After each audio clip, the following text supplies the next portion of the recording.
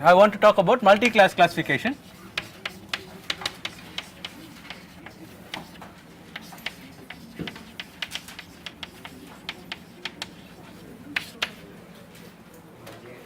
Right, so there are some classifiers that we looked at which are naturally multi-class classifiers, right? Which are they?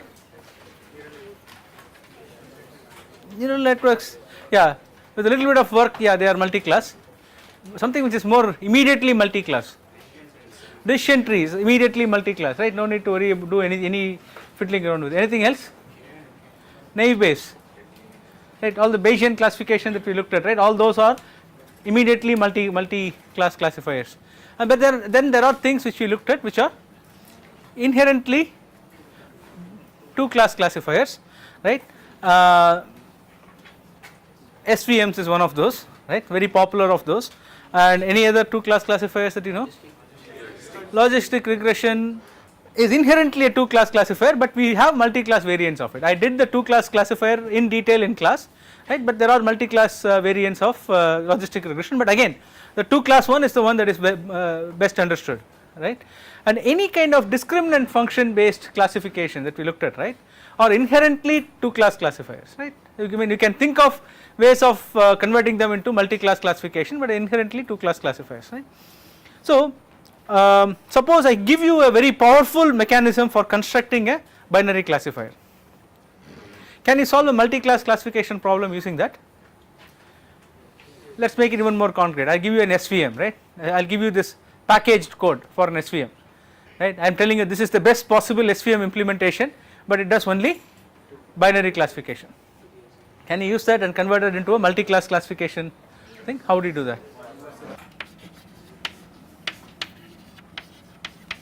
Hey, what is the advantage of 1 versus 1?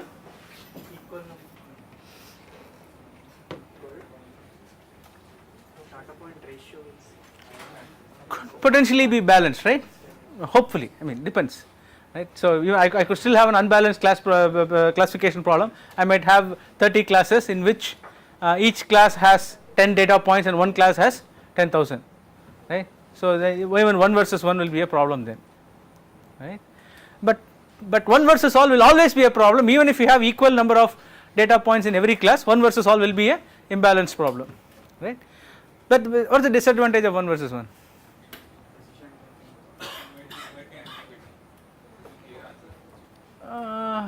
What if you get the two answers that How many classifiers you need in 1 versus 1?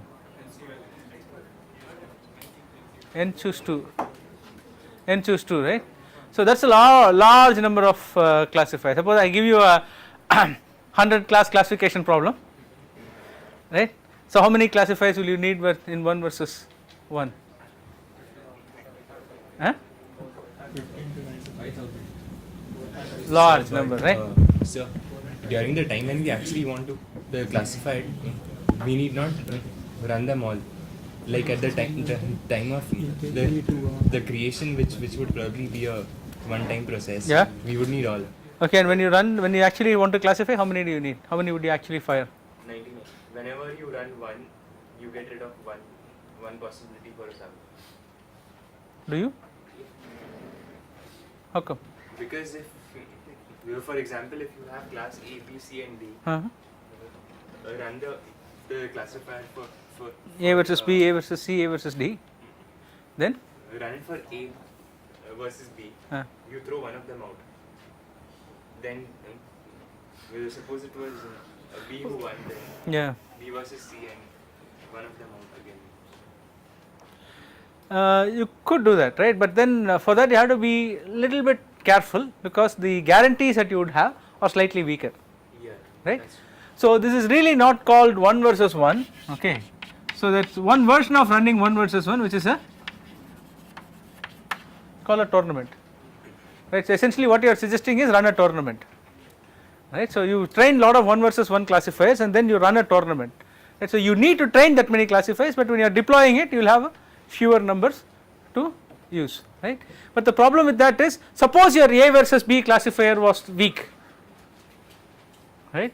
Then you would throw out A incorrectly, right? Suppose if you had run A versus B and then B won, but if you had run A versus C and A versus D also, A might win against all of those, right, and then B might lose to C and D, then it becomes an issue, right. So A would have gotten 2 votes while B would have gotten only 1 vote, and then what do you do, right. So if classifiers are good, then tournaments are great, right. If classifiers are weak, right, you have problem in tournament that you might eliminate things a little early, right. And another problem with the tournament is you can identify only the most likely class, right. If I want you to give me a ranking of class labels, okay, that can't be done with tournaments, okay. But if you have hundreds of class labels, right, so you have some you have to give up on something, so essentially give up on the correctness and you essentially try to run a tournament. If you have a lot of class labels, try running tournaments on these, right. So does scikit-learn implement a tournament automatically, do you know? It does 1 versus 1. Classifier which you are using, the classifier supports multiclass, it implements multiclass. Yeah, that is fine. What about SVMs? SVM? It supports multi-class SVMs, Yeah. but there is nothing called multi-class SVM. You have to do one of these. It does one versus I'll take it back. That is a multi-class SVM. I'll take it back, but that is not what scikit-learn does. Yeah, go on. It does. I don't think it mentioned that it does a tournament. It does something it does 1 versus 1, but in some other fashion. Okay, fine. So, but this might be something you might want to try. Okay. Now going back.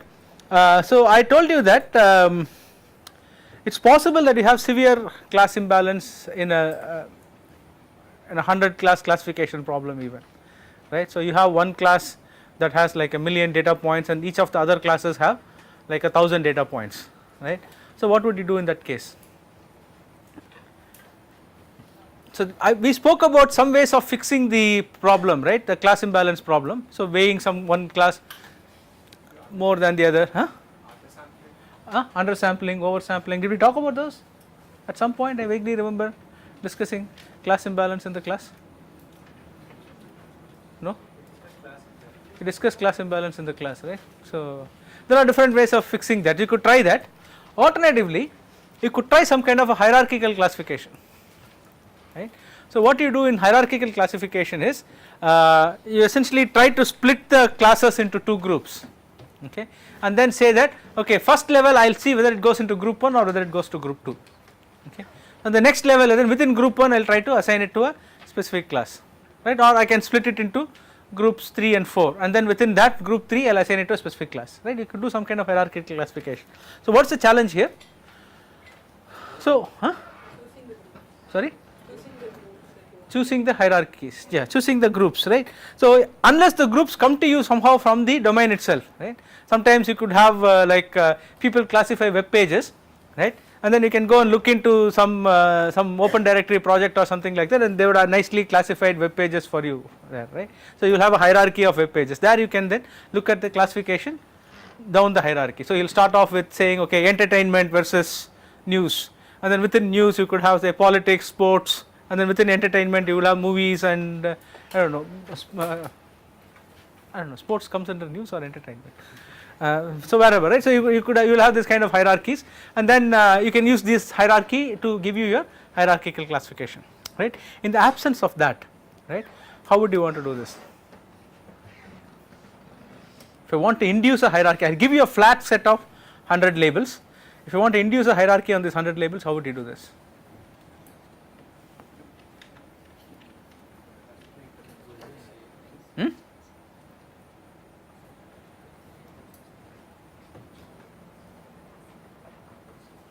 Based on the number of data points in the sample. Clustering, I heard clustering. So what do you do with clustering? How do you do clustering in this case? Just cluster the data points blindly.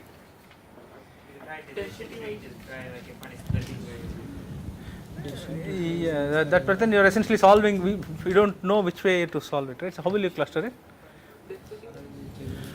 Yeah, people are throwing up all kinds of terms now, right. So the point is you have so the intuition is the following. I have this class condition densities. I know okay, this is class 1, what are the data points, this is class 2, what are the data points, right. So I would like to group them in such a way that the class condition densities belonging to one group are very different from the class condition densities belonging to the other group,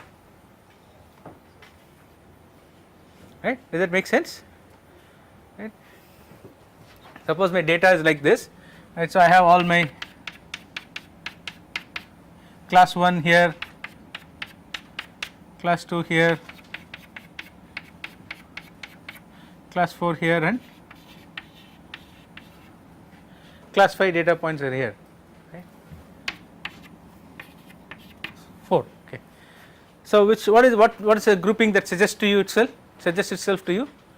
1 and 2 should be one thing, and 3 and 4 should be the other, right?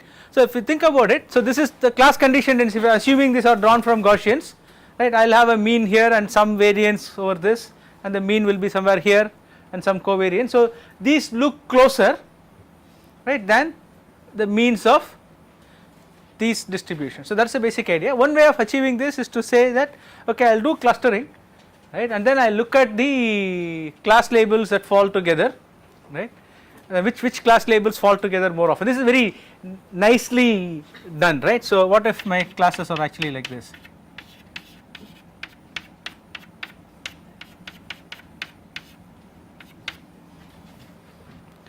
The classes look like this. Now it is harder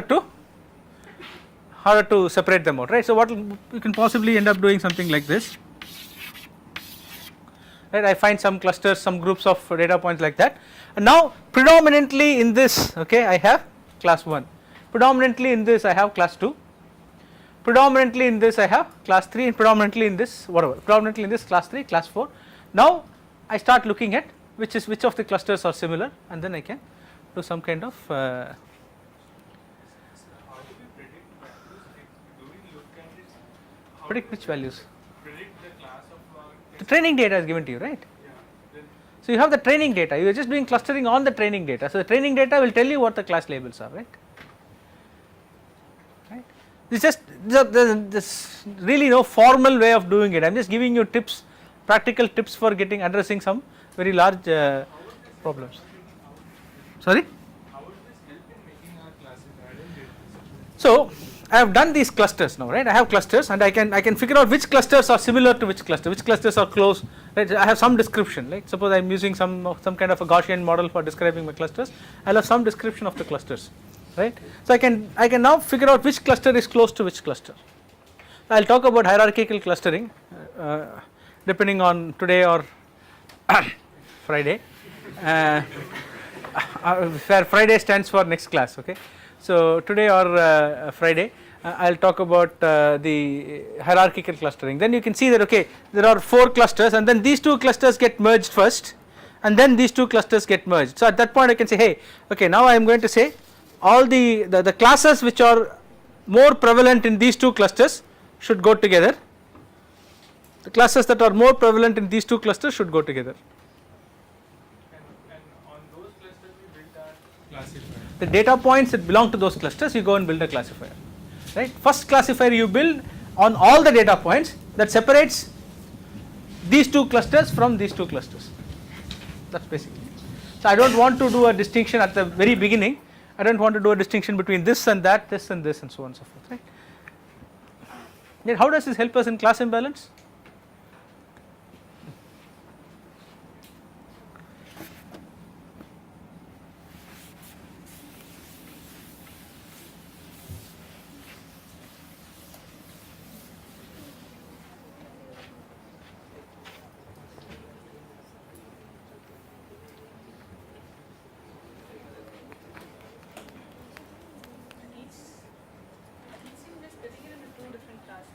Yeah. And so given that, I mean, if our input is equally distributed among, each class has an equal number of input data points, then each of the, our splits will also have Yeah. equal. So we won't have class imbalance.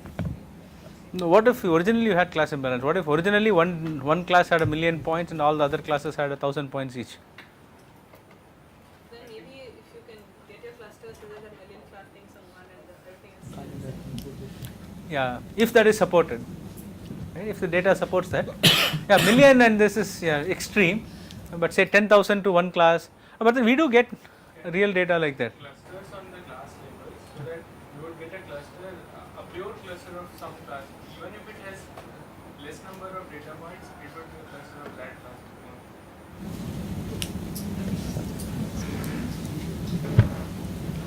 I didn't get it. So we were making clusters, right, on the class level. So it does not matter what the size of the cluster is. So all points belonging to a same level would fall in a same cluster.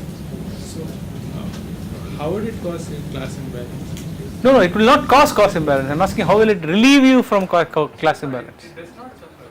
Right? We are getting a cluster that has only some. So see, I'm not using the clustering itself to do the classification, right?